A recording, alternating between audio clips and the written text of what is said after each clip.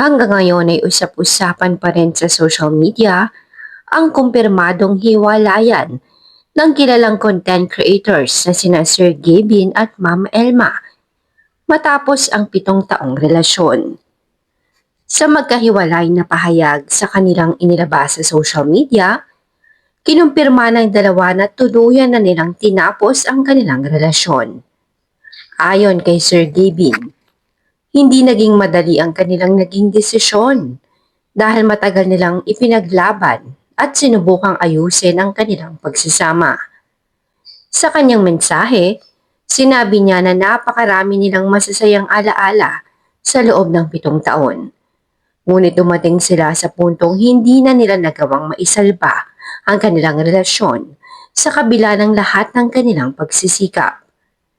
Samantala, naglabas din ng emosyonal na pahayag si Ma'am Elma. Nagpasalamat siya kay Sir Gavin para sa pagmamahal, suporta at mga pangarap na sabay nilang natupad sa loob ng maraming taon. Ayon kay Elma, mananatili pa rin ang respeto at pasasalamat niya sa naging bahagi ni Gavin sa kanyang buhay. Matatandaan nitong mga nakaraang linggo ay naging sentro ng iba't ibang espekulasyon ang kanilang relasyon. Kumalat noon ang mga chismis tungkol sa umano'y hiwalayan at pagkakaroon ng third party.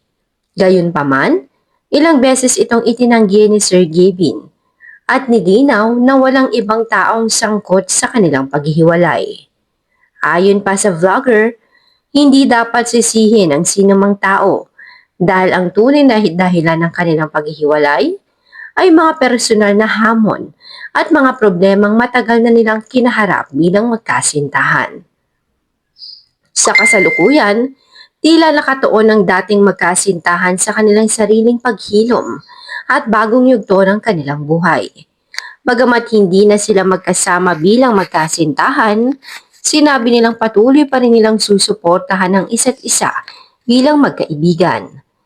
Marami namang tagahanga ang nagpahayag ng kalungkutan sa balitang ito dahil matagal nang sinusubaybayan ng publiko ang kanilang relasyon.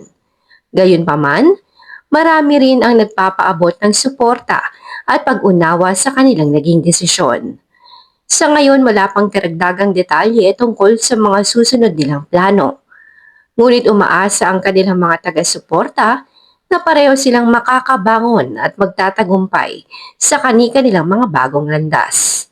At yan nga ang pinakabagong update tungkol sa hiwalayan ni Sir Gavin at Ma'am Elma. Patuloy tayong maghahatid ng mga balitang napapanahon. Dito lamang yan sa channel ng New Gen Trends. Kaya naman manatiling nakasubscribe.